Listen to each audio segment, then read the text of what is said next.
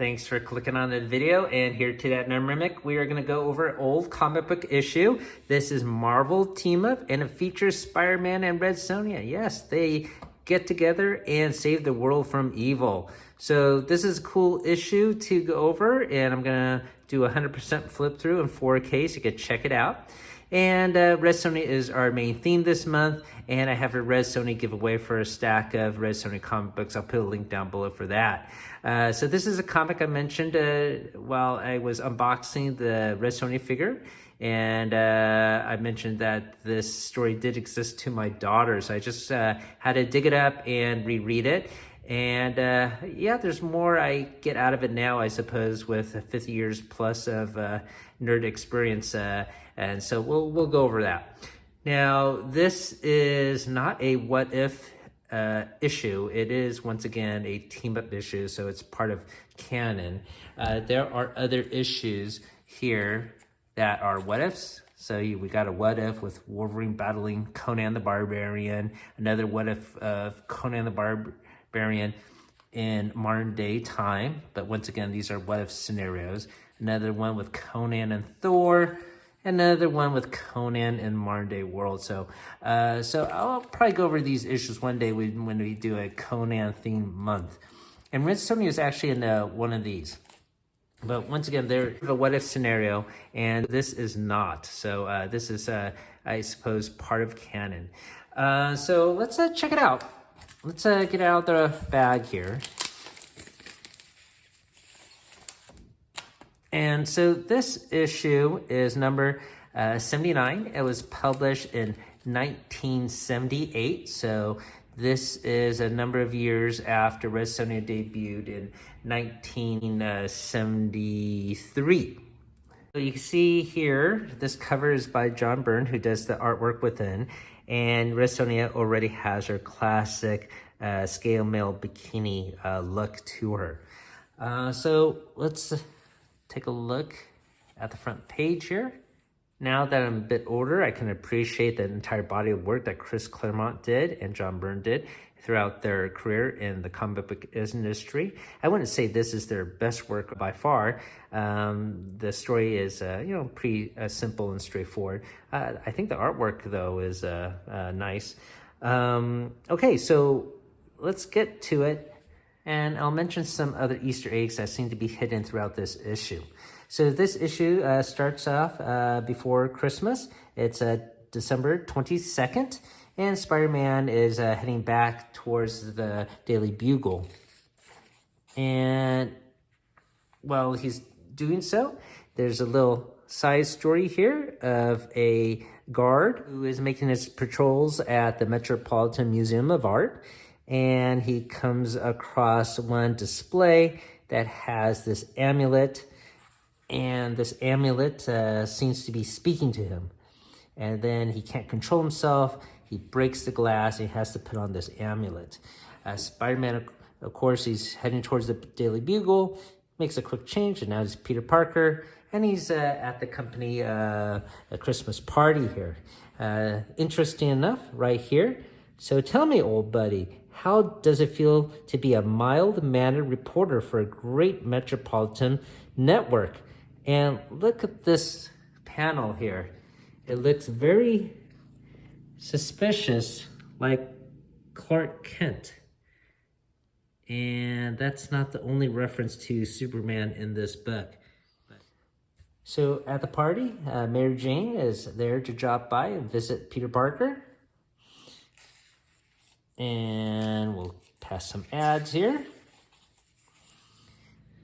So they share an intimate moment here, and it's interrupted by an alarm that there is trouble at the Metropolitan Museum of Art, and the reporters decide to head off. So Peter Parker is gonna go there, and Mary Jane secretly tags along.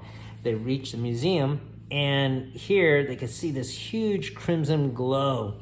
It is as if part of the sky has turned into living flame. So they're wondering, what is going on with this? So Spider-Man, of course, secretly changes and encounters some monster within. He's getting pretty overwhelmed with them as basically his Spire Sense is just going off the hook and just ringing all the time, so you can't tell where they're attacking from because it's just danger everywhere.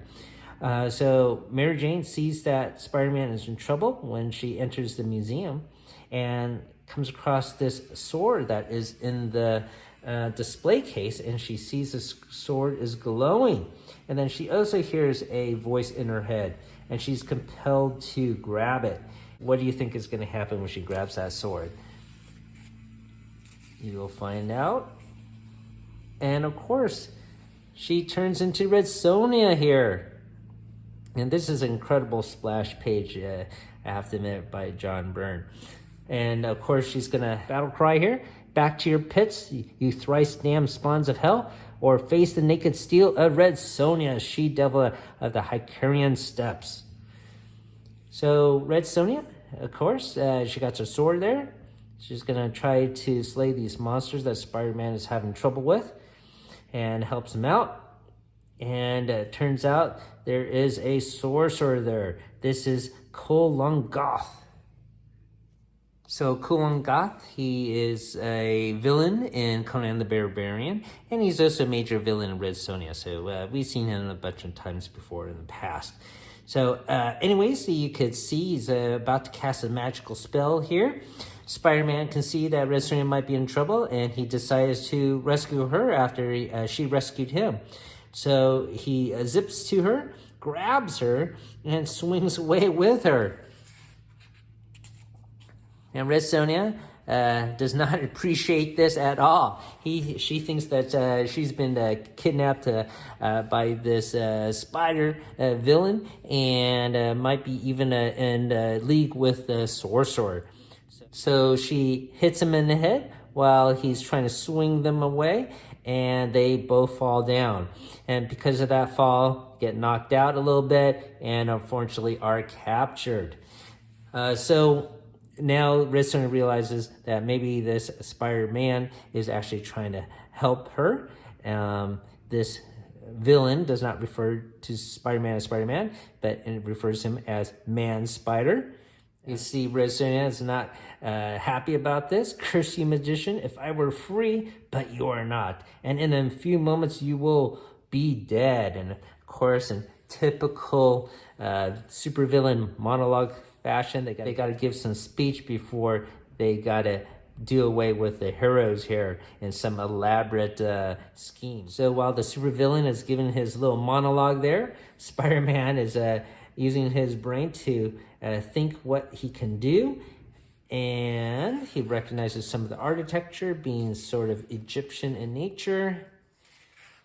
Or even though it appears to be Egyptian theme, it's not actual masonry work, and it's more cheap plywood. And he thinks he could break through this trap and is able to do so.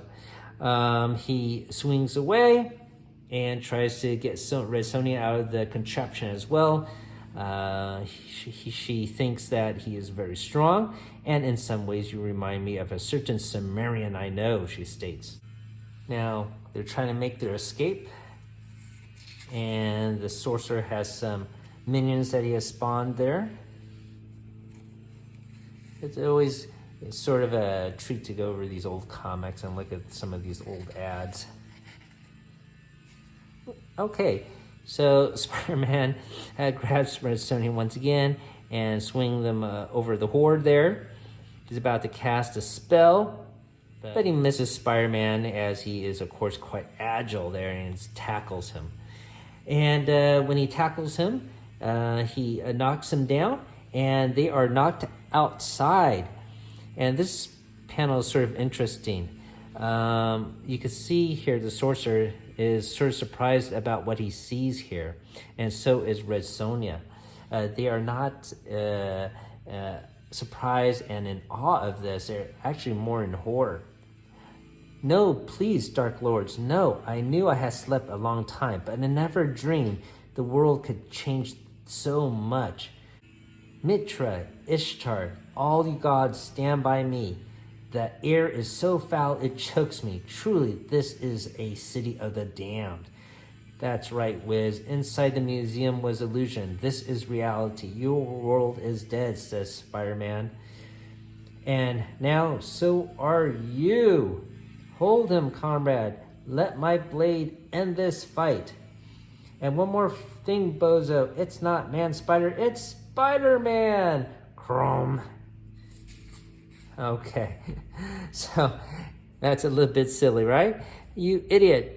Don't stand there, gawking fool. Get after him before he draws more power from that cursed amulet and recovers. If you're babbling about the Wiz, Red, I think our troubles are over. So when Spider-Man tackled him, he was able to grab that amulet off his neck. And so you can see the evil aura of the Sorcery has left the host of this security guard. Katang! Oh, what's that sound? Holy cats!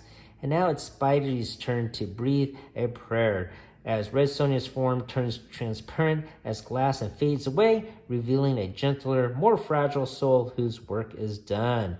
So you can see Red Sonja's persona has left Mary Jane's host body. So you can see some troopers move in here and clear the area.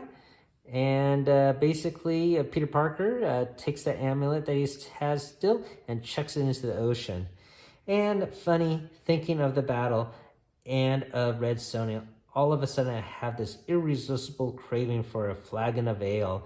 And you can see here, John Byrne has a pretty cool depiction in the clouds of Red Sonja. So that is the whole story here. I don't know what you think. I think it's sort of cool. I like that it can transport these Marvel characters, and as they always do in comic book fashion, to team up. And we'll go over maybe the Conan ones in the future. I think the artwork is pretty nice. I think John Byrne does a really nice rendition of Red Sonja here. And the story, it's fine. Once again, it has to be sort of short, like a evil villain of the week type story. And I should also mention that there was another reference to Superman here, towards the front here with this spectacular full-page artwork here. Here when Spider-Man is grabbing Red Sonja for the first time, to coin a phrase, up, up, and away. So here is another Easter egg reference to Superman. Okay, so that wraps up my small little review of Marvel Team Up featuring Spider-Man and Red Sonja, issue number 79, published in 1978. Thanks for listening, everybody. Keep on venturing out there.